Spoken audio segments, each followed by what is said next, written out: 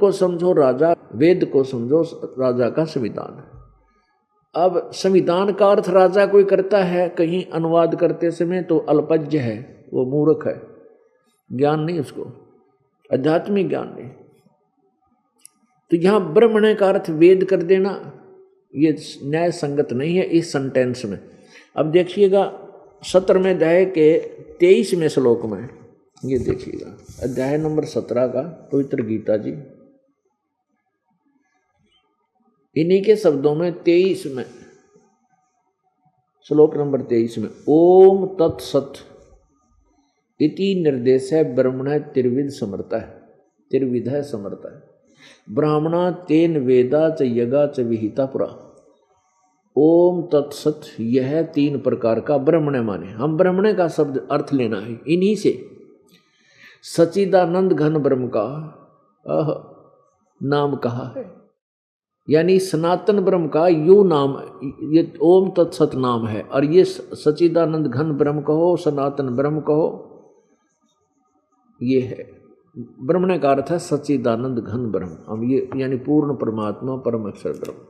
अब हम इसको अपने आप खुद भी, क्योंकि हम शिक्षित हैं, परमात्मा ने ये समय पिछली पीढ़ी का इसलिए चुना था कि इसमें सब पार होंगे जो मेरी शरण में आ जाएंगे और विश्वास कर लेंगे, इसलिए चुना था कि हम अब शिक्षित हैं और जो वेद हैं वो सदग्रंथ हैं, इन संस्कृत के ज्ञाताओं ने अनुवाद कर रखा है, लेकिन उनको वेद ये तत्व ज्ञान नहीं था, सृष्टि रचना का ज्ञान नहीं था, जिस कारण से ये अनुवाद नहीं कर सके, कंप्लीट नहीं कर सके। लेकिन इन्होंने बहुत कुछ अर्थों को ठीक लिखा है, कुछ एक अर्थों में ये विचल गए, उसको हम ठीक कर लेंगे, क्योंकि हमारे पास वो तत्व ज्ञान सूक्ष्म वेद है, सूक्ष्म वेद जिसमें केवल सत्य ही सत्य है और यथार्थ ज्ञान भरा हुआ है, उससे ही हम इनको ठीक कर लेंगे। तो ब्रह्मण्य का अर्थ यहां हम लिख देंगे सच्चिदानंद घन ब्रह्म की वाणी में। वो सच्चिदानंद घन ब्रह्म है कौन? वो परम अक्षर ब्रह्म, सर्वसृष्टि का रचनहार, उल्टे लटके हुए संसार रूपी वृक्ष की जो मूल है, जड़ है, वो है वो सच्चिदानंद घन ब्रह्म। वो सच्चिदानंद घन ब्रह्म यहाँ कलयुग में कबीर अपने वास्तविक नाम कबीर नाम से, कबीर देव, वो कबीर भगवान काशी में, बनारस में, काशी में आए थे। उन्होंने अपनी अमृतवाणी में, सच्चिदानंद घन की वाणी में ये सूक्ष्म वेद लिखा हुआ, और 250-300 वर्ष के उपरांत अपनी प्यारी आत्मा, अपनी श्रेष्ठ आत्मा, एक श्रेष्ठ भक्त संत गरीबदास जी को छुनानी जिला झज्जर हरियाणा में मिले आकर के। उस दौरान क्या था कि नकली कबीर पंथियों ने कुछ कबीर सागर में भी, यानी सच्चिदानंद घन की वाणी में कुछ मिलावट सी कर दी थी।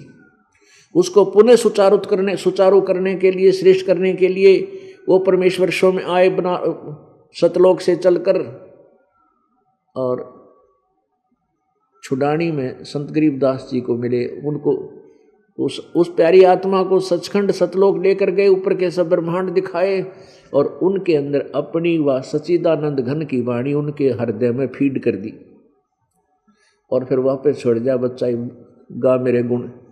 तो उस संत गरीबदास जी ने परमेश्वर की वाणी को किस प्रकार, परमात्मा जी के वाणी को अपने अमृत अपने द्वारा कैसे लिपिबद्ध किया है। अब देखो चौथे अध्याय का 32वां श्लोक अब हम पढ़ेंगे। एवं बहुविधा यगा विहिता ब्रह्मणे मुखे कर्मजान विदितान सर्वान एवं ज्ञात्वा मोक्ष विमोक्ष से। इस प्रकार बहुत तरह के यज्ञ सच्चिदानंद घन की वाणी में, कबीर वाणी में, उस परमेश्वर के मुख से उच्चारित वाणी में विस्तार से कहे गए, और उन सब को तू मन, इंद्रियों और शारीरिक क्रियाओं द्वारा संपन्न होने वाले जान, यानी कर्म जान, विधि जान, यानी काम करते करते इस प्रकार जानकर उनके अनुष्ठान द्वारा, वो साधना द्वारा तो कर्म बंधन से सर्वथा मुक्त हो जाएगा। जन्म मरण तेरा पीछा छूट जाएगा। फिर इसके बारे में चौथे अध्याय के 33वें श्लोक में कहा है कि भाई इस दर्व यज्ञ से ज्ञान यज्ञ श्रेष्ठ है।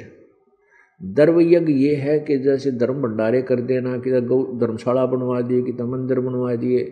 कहते हैं बिना ज्ञान के वैसे खेड़ मारन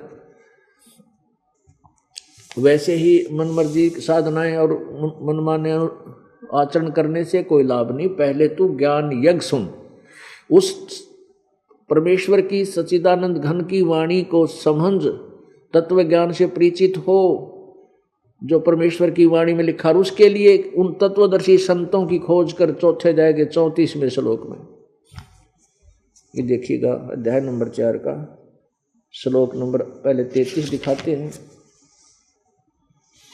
4 का 33 यहाँ है। ए परंतम अर्जुन, द्रव्य में यज्ञ की अपेक्षा ज्ञान यज्ञ अत्यंत श्रेष्ठ है। यावन मात्र संपूर्ण कर्म ज्ञान में समाप्त हो जाते हैं। जब तुझे तत्व ज्ञान हो जाए फिर आप पर सारे इधर उधर की भटकनाट खत्म हो जाएगी और सही साधना करेगा। चौथे में लिखा है कि उस तत्व ज्ञान को जो सच्चिदानंद घन की वाणी में लिखा है, जो 32वें श्लोक में कहा है, उस ज्ञान को तू तत्वदर्शी ज्ञानियों के पास जाकर सुन। इससे सिद्ध है कि गीता ज्ञान से अलग ज्ञान है वो कोई। गीता जी में तो भगवान बोल ही रहे हैं, ब्रह्म जी। उस ज्ञान को तू तत्वदर्शी ज्ञानियों के पास जाकर समझ, उनको भली भांति दंडवत प्रणाम करने से, उनकी सेवा करने से और कपट छोड़कर सरलता पूर्वक प्रश्न करने से परमात्म तत्व को भली भांति जानने वाले ज्ञानी महात्मा तुझे तत्व ज्ञान का उपदेश करेंगे। अब उस ज्ञान को कैसे समझाया है संत गरीबदास जी ने? अब इसमें स्पष्ट किया है कि वो ज्ञान जो सच्चिदानंद घन ब्रह्म की वाणी में लिखा है, उसमें उन धार्मिक अनुष्ठानों का विवरण भी है जो गलत साधना करते हैं, जो शास्त्र विरुद्ध है, वो भी विस्तार से लिखा है। जो शास्त्र अनुकूल है उसका भी निर्णायक ज्ञान दिया है।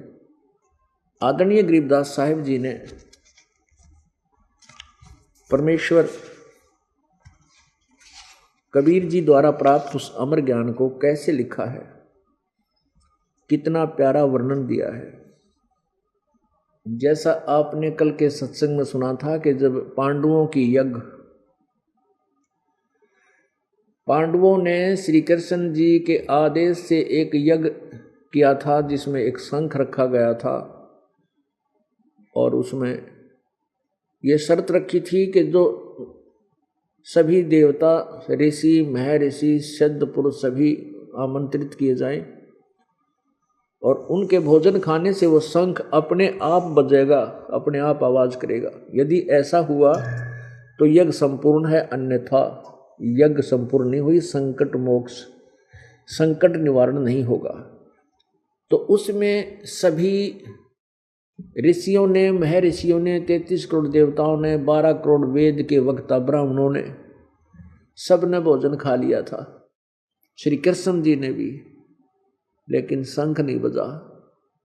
33 करोड़ यज्ञ में आए शेष 88 सारे, वो 12 कोट वेद के वक्ता सुपच का शंख बजा रे। 33 कोट यज्ञ में आए, 33 करोड़ देवता भी उस यज्ञ में आए थे और 88 हजार ऋषि भी आए थे और 9 नाथ 84 सिद्ध, उनसे भी शंख नहीं बजा था। अगस्त मुनि जैसे ऋषि जिन्होंने एक घूंट में सागर 7 समुद्रों को सोख लिया था, पी लिया था, और गोरखनाथ जैसे सिद्ध भी वहां विद्यमान थे, क्योंकि इन सिद्ध आत्माओं का बहुत लंबा चौड़ा विस्तार होता है। सिद्धियां इस मनुष्य की, मानव की, यानी इस जीव की शत्रु होती हैं और इन सिद्धियों के आधार से जो कठिन साधना ये करते हैं, इनको बहुत लंबे समय तक अन्य लोकों में शरीर प्राप्त हो जाता है, तो उन आत्माओं को जो परमात्मा की दिव्य दृष्टि से देख लेता है कि वर्तमान में ये किस शरीर में है और ये कौन था पहले, आगे क्या हुआ, ऐसे 9 नाथ 84 शब्द, सबने भोजन खा लिया, शंख नहीं बजा। तब युधिष्ठिर जी ने कहा था, प्रभु अब कौन है जो शंख बजावेगा? श्री कृष्ण जी ने कहा, भाई शंख बजाने वाला इनमें आया ही नहीं है। जब श्री कृष्ण जी ने युधिष्ठिर के भ्रम को निवारण करने के लिए अपना ऐसा हाथ किया था, सभी उपस्थित महात्मा ऋषि महर्षियों के ऊपर ऐसे, तो कोई तो अपने अपने स्थान पर जहाँ वो विराजमान थे, अच्छे आसन पर विराजमान थे, कोई तो गधा बना खड़ा, कोई कुत्ता बन रहा, कोई केंचुआ बन गया, कोई शेर बना खड़ा है, किसी की जो है ना चूहे की शरीर बन गया। और देख कर सभा में युधिष्ठिर तो पहले डरा हुआ था, क्योंकि उसने बूढ़े सपने आवे थे भयंकर डरावने, और उस सारी देख कर उसका और कलेजा हिल गया। कहने लगा, हे भगवान, युधिष्ठिर बोला, हे भगवान अपनी लीला बंद करो, मुझसे नहीं देखी जाती। श्री कृष्ण बोले, लीला नहीं है, सच्चाई है भाई, ये अगले जन्मों में इनके ये गुद्दे कुत्ते सुअर बनेंगे, ये तो मान बुड़ाई के भूखे, इनके पास यथार्थ साधना नहीं है। अब पुण्यात्माओं यहाँ बात फिर बिगड़ जाए है, तोरा गजब हो, ये ब्रह्मा विष्णु महेश और ये क्या ऋषि महर्षि जितने 33 करोड़ 88 हजार ऋषि थे, इनके पास साधना नहीं थी क्या? ये वेद को नहीं जानते थे? भाई सतगुरु बिन वेद पढ़े जो प्राणी, समझे न सार रहे अज्ञानी। भाई सतगुरु बिन काहु न पाया ज्ञाना, जो थोथा बुस छड़े मूड किसाना। अब 88 हजार ऋषि, ये ब्राह्मण, ऋषि कहो चाहे ब्राह्मण कहो, ये ऋषि ही ब्राह्मण, इनको ब्राह्मण भी बोलते हैं, ऋषि भी बोलते हैं। जैसे वशिष्ठ जी, विश्वामित्र जी, ये सभी ब्राह्मण थे, ऋषि थे। और फिर अलग से इन्हीं की कैटेगरी और बना दी जाती है। कोई एक वेद को घोटेगा, कंठस्थ याद करेगा, कोई दो को, वो दो वेदों को कंठस्थ याद करता वो द्विवेदी, 3 वेदों को कंठस्थ याद करेंगे उनको त्रिवेदी, और 4 वेदों को घोट लेंगे उनको चतुर्वेदी। वो फिर अलग से भी ब्राह्मण 12 करोड़ हो गए, 88 हजार ऋषि, वो भी ब्राह्मण ही होते हैं। उन ब्राह्मणों की फिर ऋषि और ब्राह्मण 2 कैटेगरी बना दी जाती है। तो यहाँ कहने का भाव ये है कि अब यहाँ क्योंकि प्रत्येक सत्संग में श्रोता बदल जाते हैं और नए भक्त आते हैं, और यहाँ ये प्रसंग चलेगा कि ये भी गलत है, ये भी गलत है, ये साधना करते हैं, ये भी गलत है, ये भी शास्त्र विरुद्ध है। तो नया भगत ने सोचेगा कि ये महाराज जी तो जो है ना वैसे ही भांग भूंग पी के बांटन लाग रहा है। ये कोई बात हुई कि ऋषियों को पता नहीं, वो ऋषि भी ठीक साधना नहीं करते थे, ब्रह्मा विष्णु महेश तक को भी ज्ञान नहीं था, क्या दातुम ज्ञान। तो उनके लिए ये लालटेन दिखानी जरूरी है अंधेरे में, कहीं वो फटक जा और सुनो कौन बेचारे जानते हैं। इस लालटेन के दिखाने उनका दिल टिक जाएगा कि ये तो भाई सचमुच सच ये कह है, महाराज जी तो अपनी तरफ तो नहीं मिला रहा। तो इसलिए इन सदग्रंथों रूपी लालटेन को आप आँखों वालों को दिखाना इस दास के लिए अति अनिवार्य हो गया। और परमात्मा कबीर जी का दिया हुआ ज्ञान है, इस दास की इतनी बुद्धि नहीं थी और ना है, हम जीव हैं। कबीर परमेश्वर ने कृपा बख्शी है इतने बड़े सदग्रंथों रूपी सागर से, और ये मोती हीरे निकाल कर इस दास के आगे रख दिए।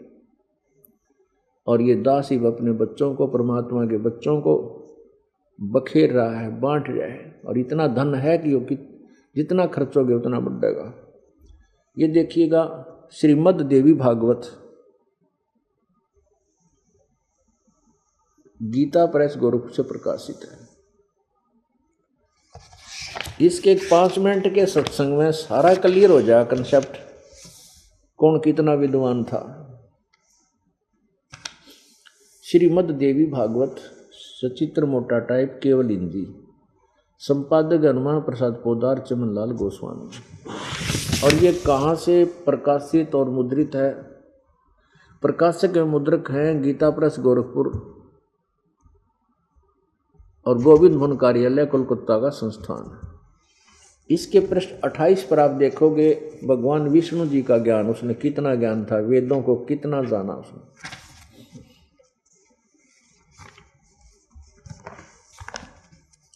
यह है पहला स्कंद,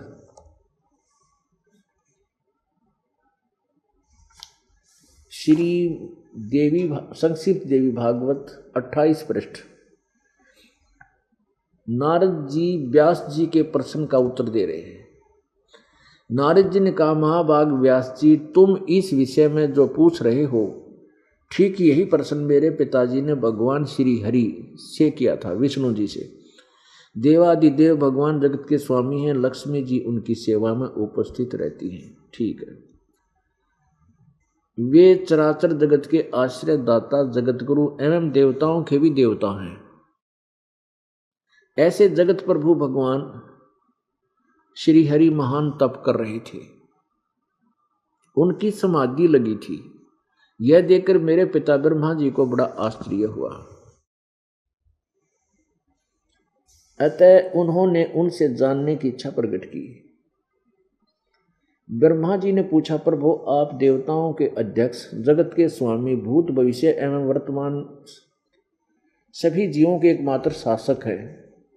भगवान फिर आप क्यों तपस्या कर रहे हैं और किस देवता की आराधना में ध्यान मगन है? मुझे असीम आश्चर्य तो ये हो रहा कि आप देवेश्वर एवं सारे संसार के शासक होते हुए भी समाधि लगाए बैठे हैं।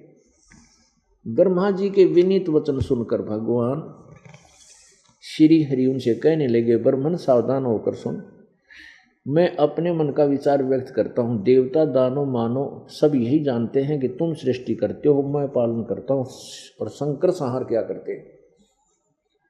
किंतु फिर भी वेद के पारगामी पुरुष अपनी युक्ति से यह सिद्ध करते हैं कि रचने, पालने और संहार करने की ये योग्यता जो हमें मिली है, उसकी अधिष्ठात्री देवी शक्ति है, वे दुर्गा है।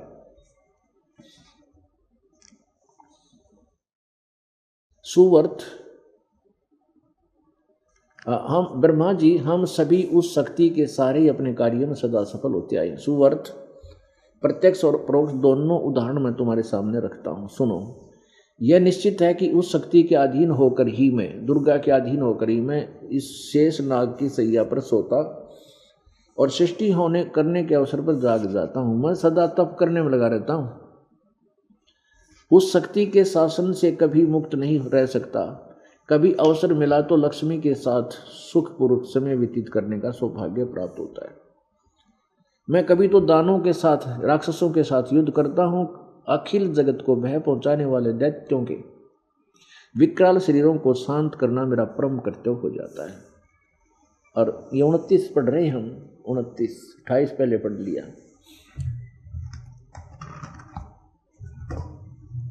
अब क्या कहते हैं विष्णु जी, मुझे सब प्रकार से शक्ति यानी दुर्गा के अधीन होकर रहना पड़ता है। उन्हीं भगवती शक्ति का, दुर्गा का ही मैं निरंतर ध्यान किया करता हूँ। मैं उसी की पूजा करता हूँ। ब्रह्मा जी, मेरी जानकारी में इन भगवती शक्ति से बढ़कर दूसरे कोई देवता नहीं, कोई भगवान नहीं। अब 562-63 पर दुर्गा क्या कहती है? अब भगवान श्री विष्णु जी के ज्ञान का तो पता लग गया। उन्होंने कहा, मैं दुर्गा तो ऊपर कोई भगवान नहीं मानता, मेरी जानकारी है। और मैं कठिन तप, घोर तप को करता रहता हूँ। पुण्यात्माओं, पवित्र वेदों का सारांश है गीता जी। गीता जी अध्याय नंबर 17 के श्लोक नंबर 5 में कहा कि जो शास्त्र विधि को त्याग कर मनमाना घोर तप को तपते हैं, वो मुझे भी दुखी करते हैं और शरीर में विद्यमान परमात्मा आत्मा के साथ अभेद रूप में रहने वाले उस परम पिता को भी दुखी करती है। और छठे में कहा कि उन ऐसे व्यक्तियों को तू राक्षस स्वभाव के जान। पुण्यात्माओं, वेदों में जो ज्ञान है वो ना तो ब्रह्मा जी को, ना विष्णु जी को, ना शिव जी को, और ना इन 88,000 ऋषियों को, ना इन 12 करोड़ ब्राह्मणों को, ना 33 करोड़ देवताओं को।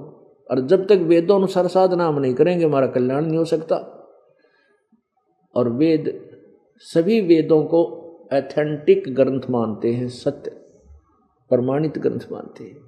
तो हमने वेदों को फिर देखना होगा और उन वेदों का ज्ञान सिंपल लैंग्वेज में सच्चिदानंद घन की वाणी में या 100वें वेद में, 5वें वेद में विद्यमान है। उस 5वें वेद को जो सच्चा वेद है, ज्ञान है, उसको सच्चा सिद्ध करने के लिए ये सब सदग्रंथों के प्रमाण बराबर में दिखाने पड़े। जैसे असली और नकली नोट होते हैं, दोनों के तुलनात्मक तरीके से दिखाने से ही क्लियर होता है कि ये ओरिजिनल है तो ये डुप्लीकेट है। केवल दास का इतना ही प्रयत्न है। अब 562 पृष्ठ पर देखें।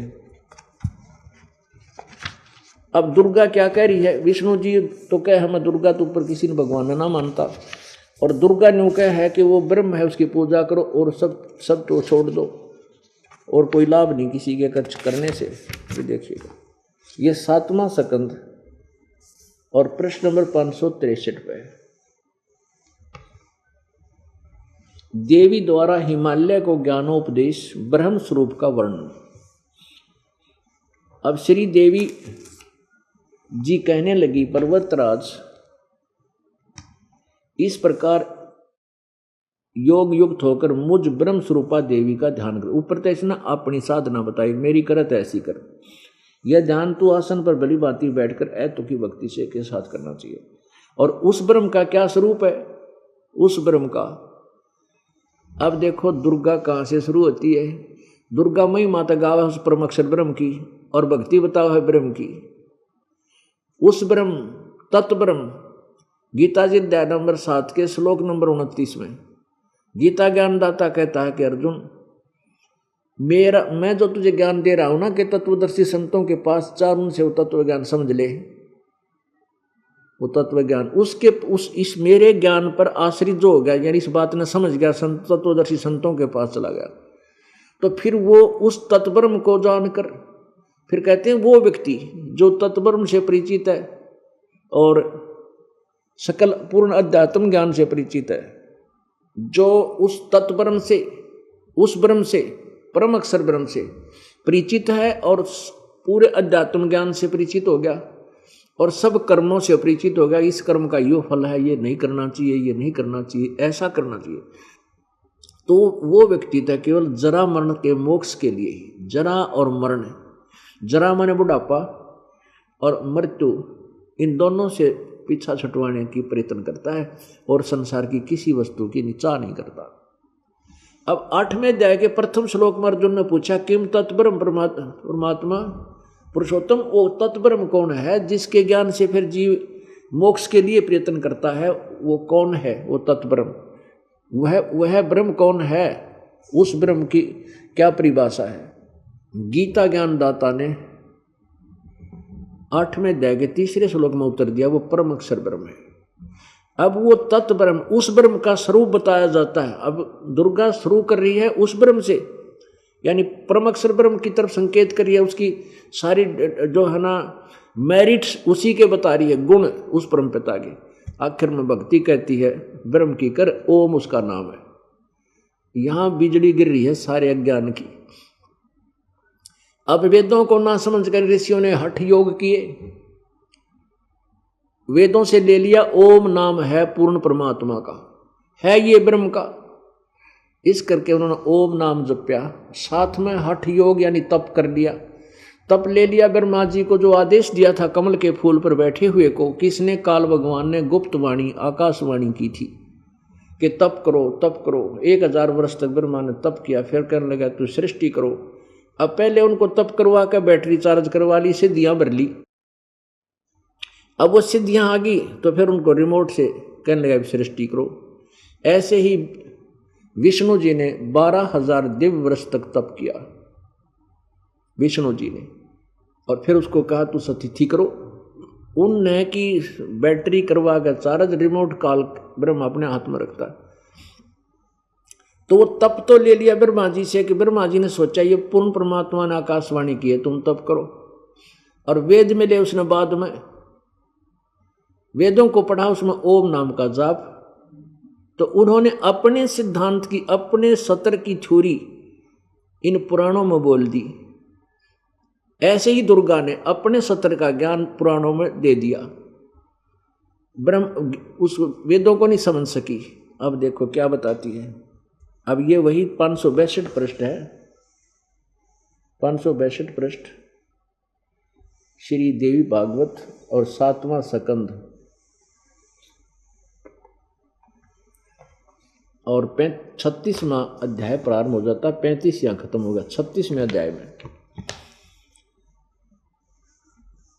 श्री देवी जी कहने लगी, पर्वतराज, ये हमने पढ़ लिया, अपनी बताई। फिर कहते हैं उस ब्रह्म का क्या स्वरूप है यह बतलाया जाता है, जो प्रकाश रूप सबके अत्यंत समीप में स्थित, हृदय रूप गुहा में स्थित होने के कारण गुहाचर नाम से परिचित है और महान पद अर्थात परम प्राप्य है। वह समस्त प्रजा के ज्ञान से परे है, अर्थात किसी की बुद्धि में आने वाला नहीं है। यह तुम जानो, जो परम प्रकाश रूप है, जो सूक्ष्म से भी अत्यंत सूक्ष्म है, जिसमें संपूर्ण लोक और उन लोकों में निवास करने वाले प्राणी स्थित हैं, वह यह अक्षर ब्रह्म है। बताओ, अक्षर ब्रह्म, वहां तो उस ब्रह्म का, परम अक्षर ब्रह्म का, यहाँ अक्षर ब्रह्म कहा है। और यह सब प्राणी वही सभी के प्राण है, वही सभी की वाणी है और वही सभी के मन है। वह परम सत्य और अमृत अविनाशी तत्व है। ये 563 पर आ गया। उस वेदने योग्य लक्ष्य का तुम वेदन करो, यानी उसी को टारगेट बनाकर उसकी भक्ति करो, मन लगाकर उसमें तन्मय हो जाओ। सौम्य उपनिषद में कथित महान अस्त्र रूप धनुष लेकर उस पर उपासना द्वारा तीक्ष्ण किया हुआ बाण संधान करो और फिर भावानुगुत चित्त के द्वारा उस बाण को खींचकर उस अक्षर रूप ब्रह्म को ही लक्ष्य बनाकर वेधन करो। उसका परवण धनुष है, परवण माने ओम, और जीवात्मा बाण है और ब्रह्म को उसका लक्ष्य कहा जाता है। ये ब्रह्म पर आगी उस ब्रह्म से शुरू हुई थी, तत्ब्रह्म से, और फिर अक्षर ब्रह्म कहती है उसी को, और ये कहती है ओम नाम जप और उस ब्रह्म का जाप कर।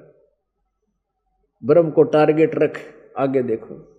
ब्रह्म उसको ओम नाम है, जीवात्मा साधक है और ब्रह्म उसका लक्ष्य है। ब्रह्म आगे फिर क्या कहा है कि उस एकमात्र परमात्मा को ही जाने, दूसरी सब बातों को छोड़ दे। खत्म कहानी। गीत दुर्गा की पूजा भी छोड़ दे।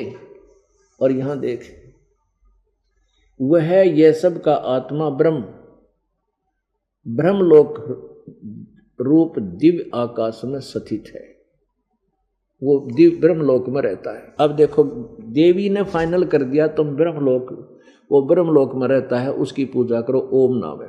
गीता जी अध्याय नंबर 8 के श्लोक नंबर 13 में गीता ज्ञानदाता ब्रह्म कहता है कि मेरा एक ओम अक्षर है। इसका उच्चारण करके साधना करते हुए शरीर छोड़कर जाता है, वो मेरी परम गति को प्राप्त होता है। 8वें अध्याय के 16वें श्लोक में कहा कि ब्रह्मलोक तक भी सभी पुनर्वर्ती में हैं, सब जन्म मृत्यु में आते, वो पूर्ण मोक्ष नहीं है। अब देखिएगा, वेद के सतयुग के ब्राह्मण कितने विद्वान थे। इसी देवी भागवत में प्रश्न नंबर 414 पर, ये वही देवी भागवत है, इसके प्रश्न नंबर 414।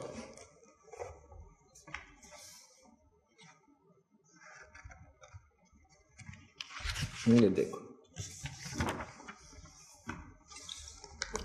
प्रश्न नंबर 414 और छठा स्कंद संक्षिप्त देवी भागवत। जन्मेजय ने पूछा, महाभाग किस युग में कैसा धर्म का स्वरूप है, इस संपूर्ण विषय को विशेष रूप से बताने की कृपा कीजिए। व्यास जी बोले, राजन, ये निश्चय है कि सतयुग में ब्राह्मण है और वेद के पूर्ण विद्वान थे। उनके द्वारा निरंतर भगवती जगदम्बा की आराधना होती थी। वेद के पूर्ण विद्वान थे और दुर्गा की पूजा करते थे। भगवती का दर्शन करने के लिए उनका मन सदा ललायित रहता था। और आपने पढ़ लिया कि दुर्गा न्यों का ब्रह्म का जाप करो, और ये वेद के पूर्ण विद्वान न्यों के हैं कि दुर्गा की पूजा करते थे। वो खाक विद्वान थे, जो दुर्गा तो किसी और की पूजा बताओ, और वो न्यों के पूर्व दुर्गा की पूजा करते।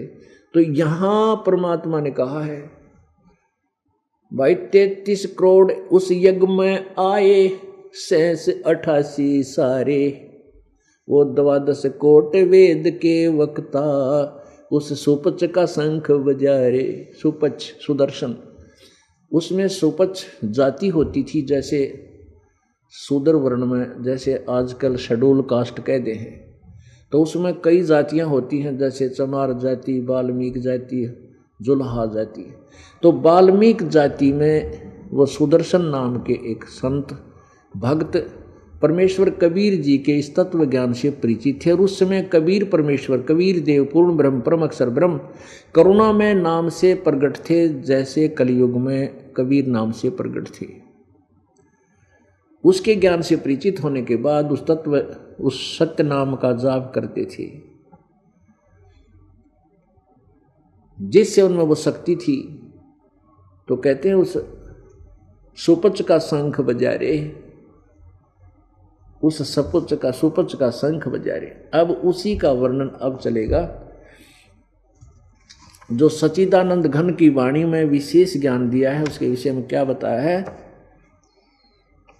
कि ये जो साधना करते हैं, ये सब अपनी साधना को मोक्ष पाप नाशक जान कर करते हैं, परंतु इसका विशेष विवरण तो सच्चिदानंद घन वाणी में विस्तार से लिखा है। उसमें सारा लिखा है कि ये करने के हैं कि ना करने के हैं, ये साधना करनी चाहिए या ना करनी चाहिए। जैसे गीता जी अध्याय नंबर 16 के श्लोक 23 में कहा कि अर्जुन तू शास्त्र विधि को त्याग कर। जो शास्त्र विधि को त्याग कर मनमाना आचरण करते हैं, उनको ना कोई मनमाना आचरण माने मनमानी पूजा करते हैं, अपने मंत्र जंत्र जैसी साधना उनको अपने मन गढ़ंत करते हैं, शास्त्र विरुद्ध करते हैं, उनको ना कोई सुख होता है, ना सिद्धि कोई प्राप्त होती है, ना उनकी कोई गति होती है, व्यर्थ। 24वें श्लोक में कहा 16वें अध्याय में कि अर्जुन इससे तेरे लिए कर्तव्य और अकर्तव्य के लिए, यानी कौन से साधना कर्म करने चाहिए और कौन से ना करने चाहिए, सदग्रंथ ही प्रमाण है, किसी और की बात में मत आना, उन्हीं को सत्य मानना, बाकी तो कोई कुछ भी कहता रहे। तो अब उन्हीं सदग्रंथों में सच्चिदानंद घन की वाणी में क्या कहा है, सट दर्शन सट भेष कहावे, बहुविध धुंधु धार मचावे, तीर्थ व्रत करें तर बीता, वेद पुराण पढ़त हैं गीता। यो भी बैदा है बैधे से भेद अलैदा, यो भी बैधा, ये भी यूजलेस व्यर्थ क्या करते हैं, सट दर्शन सट भेष कहावे, बहुविध धुंधु धार मचावे। ये सट दर्शनी, 6 प्रकार के ये नारे नारे गिरी पुरी सन्यासी फलाने और ये नागा वैष्णो कहते हैं, ये भक्ति तो ऐसी करते दिखे जानो डूंडा ठा रखा है। डंब करें डूंगर चढ़े अंतर झीनी झूल, जग जाने बंदगी करें ये वो मैं सूल बबूले। कहते हैं ऊंचे टीला पर बैठेंगे न सब न दिख जा, महात्मा तपस्या करे भाई कसूता, और जो आसर पदम लगा कर बैठा है घोर तपन तपन लग रहा है। परमात्मा कहते हैं अपनी सच्चिदानंद घन की वाणी क्या बोलती है कि डंब करे, लोग दिखावा करते हैं, ऊपर डूंगर चढ़े ऊंचे टीले पर बैठेंगे न दूर तो दिखे, अंतर छीनी झूले, जग जाने बंदगी करेंगे वो मैं सूल बबूले। दुनिया तो नहीं सोचा बड़ी बाड़ी के ये तो बड़ी कसूती साधना कर रहे हैं, कहते डले डोन लाग रहे हैं अपनी अगत में काटे वो है, ये गलत साधना शास्त्र विरुद्ध साधना करके। सट दर्शन सट भेष कहावे, बहुविध धुंधु धार मचावे, ये तीर्थ व्रत करें तर बीता, और वेद पुराण पढ़ते हैं गीता।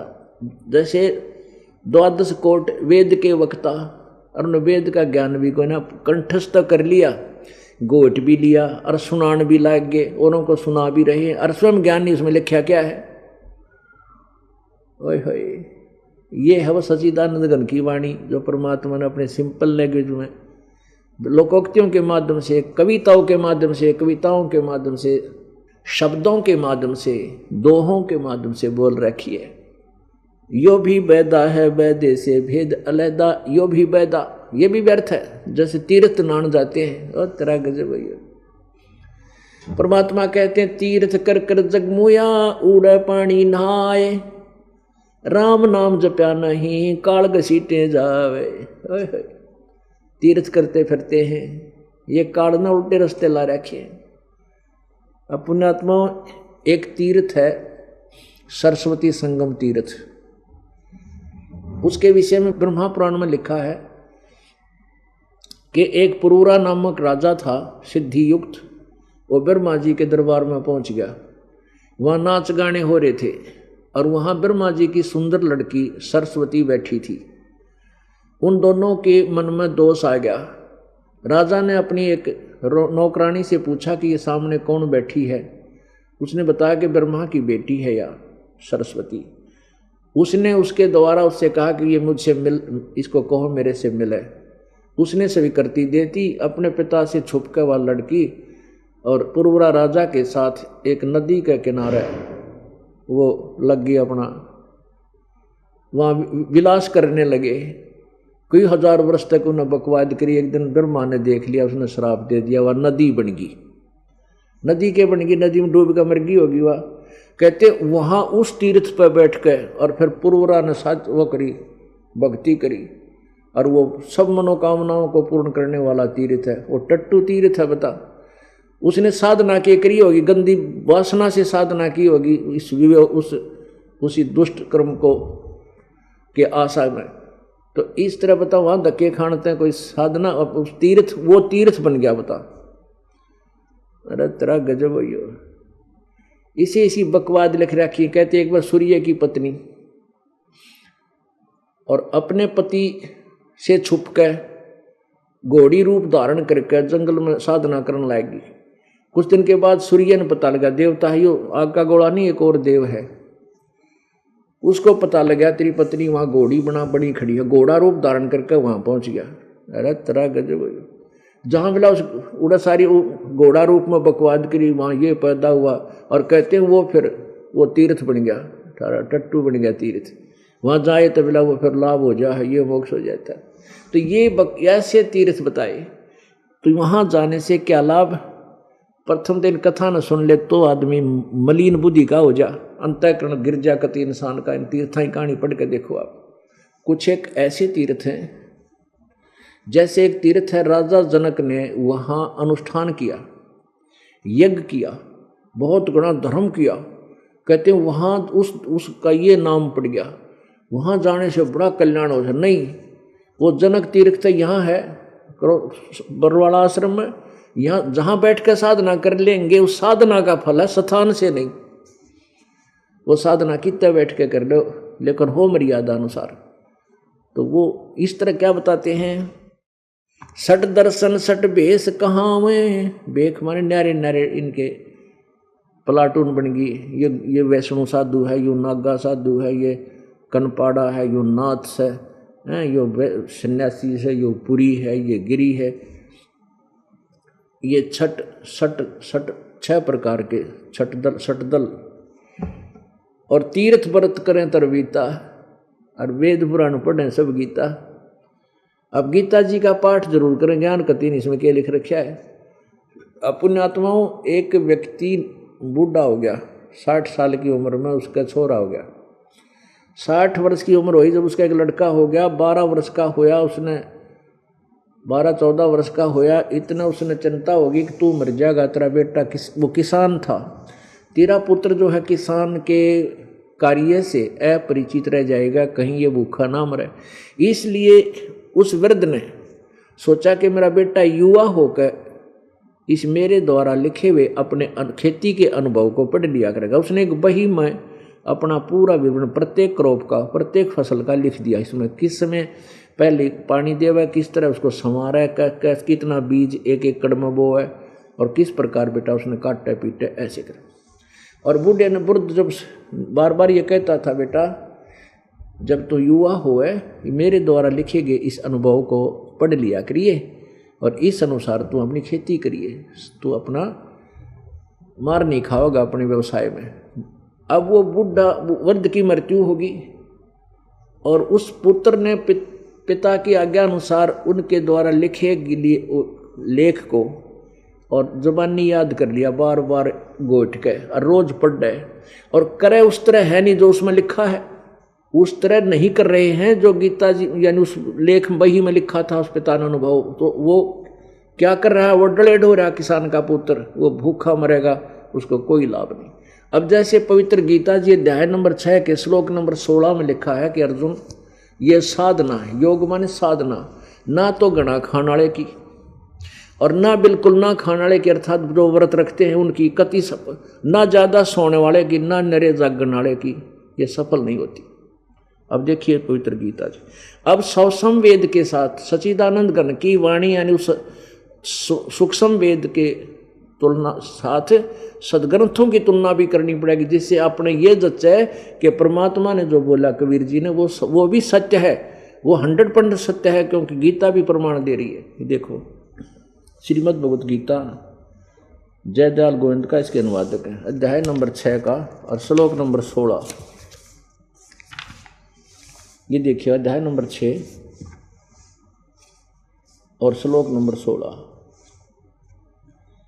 हे अर्जुन, यह योग यानी साधना भक्ति न तो बहुत खाने वाले की और न बिल्कुल न खाने वाले का, न बहुत खाने वाले का न बिल्कुल न खाने वाले का, बिल्कुल ना खाना व्रत रखने वाले का, और न बहुत सहन करने वाले का, घना सोने वाले का आलसी का, और न घना जागने वाले का ही सिद्ध होता है। अब परमात्मा अपने सच्चिदानंद घन की वाणी में उस क्या बताते हैं कि प्रथम अंजल संयम राखे, योग युगत सब सतगुरु बाखे। अब परमात्मा इस गीता जी में 6 अध्याय के 16वें श्लोक में लिखा है कि ना तो इतना खावे अगंगड़ाई टूट आलस आ जा पड़ा रे कान तोड़े, और इतना भी नहीं खावे कि बिल्कुल नहीं खावे, क्योंकि बिल्कुल ना खाना व्रत रखना। ये दास हनुमान जी का पुजारी था, मंगलवार का व्रत रखा करता और बचपन 4ठी कक्षा में 5वीं पढ़ा करते, जब देखा देखी दूसरे बच्चे के कारण हमने भी शुरुआत कर दी। अब बालक पर भूख कम उठा करे, अब व्रत रखते थे और 12 बजे तो पहले ना कुछ खाना,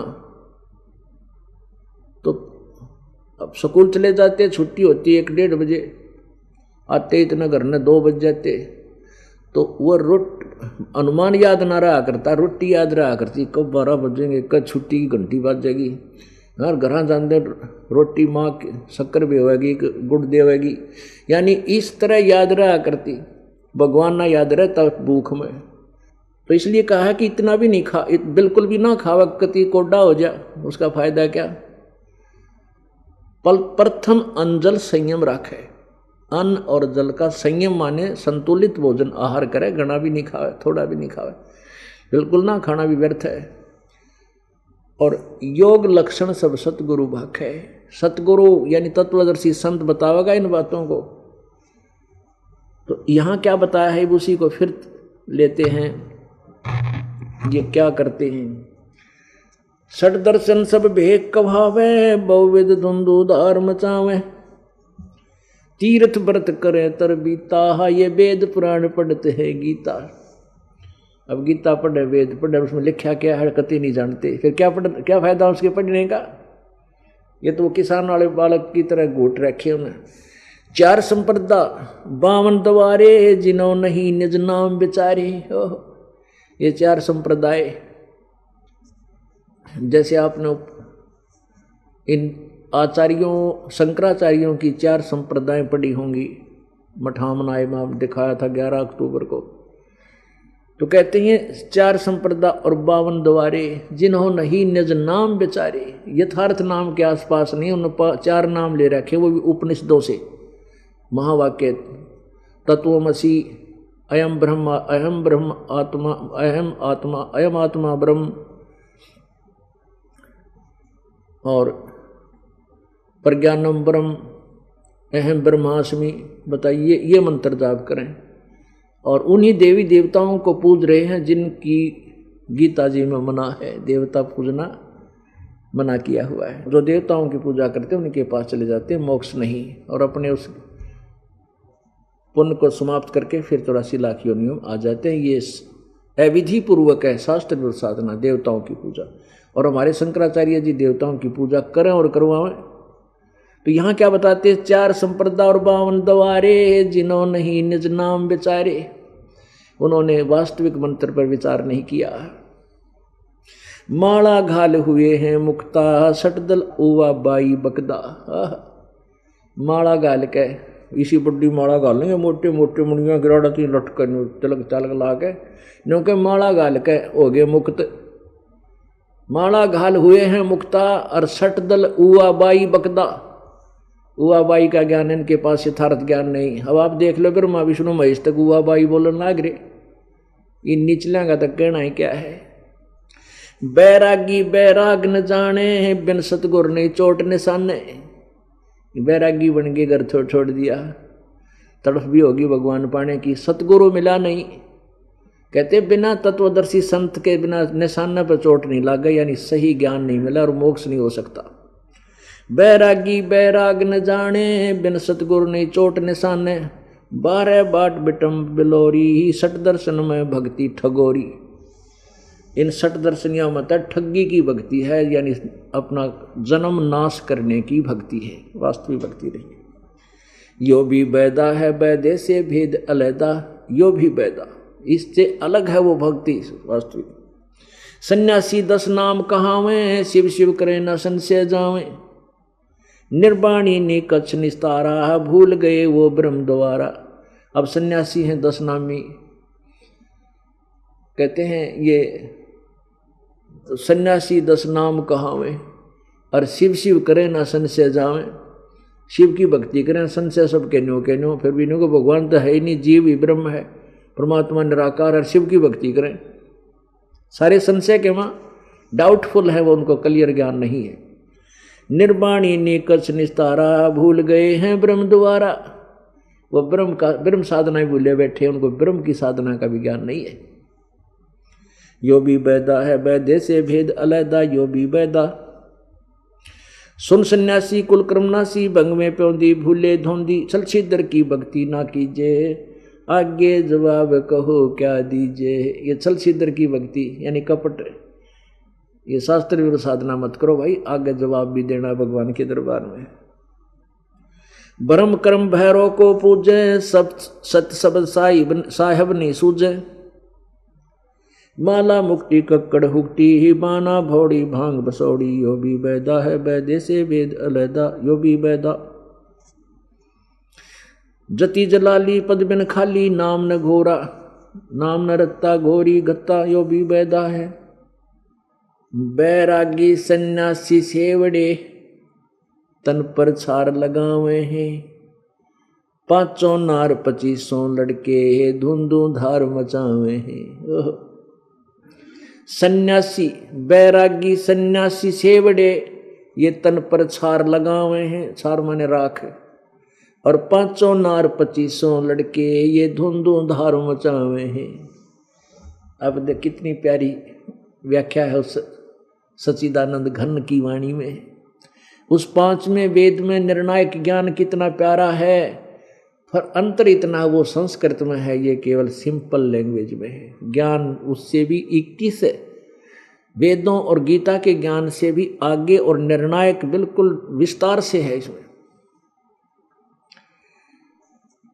अब बैरागी सन्यासी कौन हो है, जो घर तक निकल गया, जैसे शादी होगी किसी का ब्याह हो गया और पुण्यात्मा को फिर पता चला, कोई सत्संग सुना किसी संत का, इतना प्रेरित हो गया, घर भी त्याग दिया, बालक छोड़ गया और राजा राज भी त्याग गए और जाकर वैराग ले लिया, सन्यासी बन गया, यानी कर्म सन्यासी होकर जंगल जंगल में घूमने लग गया।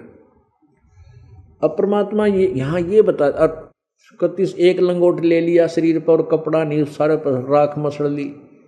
अब ठीक है, प्रेरणा तो तेरी अच्छी होगी। अब जिसने ज्ञान सुनाया वो प्रेरित तो ठीक कर दिया, उसके पास समाधान तो नहीं था, तो कति बर्बाद कर दिया। घर का छोड़ दिया ना, घाट का बाहर चल गया, वहां भी भक्ति ठीक नहीं मिली। अब क्या बताते हैं, बैरागी सन्यासी सेवड़े ये तन पर छार लगावे हैं, और 500 नार 2500 लड़के है धुंधु धार मचावे हैं। 500 नारी जैसे काम क्रोध मोह लोभ अहंकार रूपी। अब कहते हैं तने एक औरत तो छोड़ दी, क्योंकि उस औरत को, स्त्री को इसलिए त्याग दिया कि तेरी भक्ति में बाधा थी, वह ये सोचकर त्याग दिया, नहीं घरारण में क्या दिक्कत थी, इसलिए छोड़ा ना, कति मेरी भक्ति में बाधा करे थी। तो सवसम वेद में सच्चिदानंद घन की वाणी में निर्णय दिया है, एक नारी त्याग दीनी 5 नारी गैल वे। एक स्त्री छोड़ दी, एक बाधक तो छोड़ दिया तने तेरी भक्ति में, ये 5 नारी तेरी गेला रही, काम क्रोध मोह लोभ अहंकार मैं कर दूर, मैं बड़ा तो छोटा। एक नारी त्याग दीनी 5 नारी गैल वे, पाया ना द्वारा मुक्ति का सुखदेव करीब सैल वे।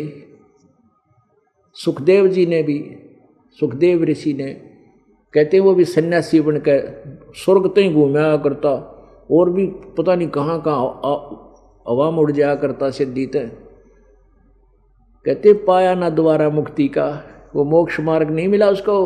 सुखदेव थारे ते घना घूमया फिरा इंडिया, आखिर में राजा जनक से उपदेश लिया, जब उसका कल्याण जितना हो सके था स्वर्ग जाने का ब्योंत हुआ। एक नारी त्याग दीनी 5 नारी गैल वे, काम क्रोध मोह लोभ अहंकार है, और पाया न द्वारा मुक्ति का सुखदेव करीब सैल वे।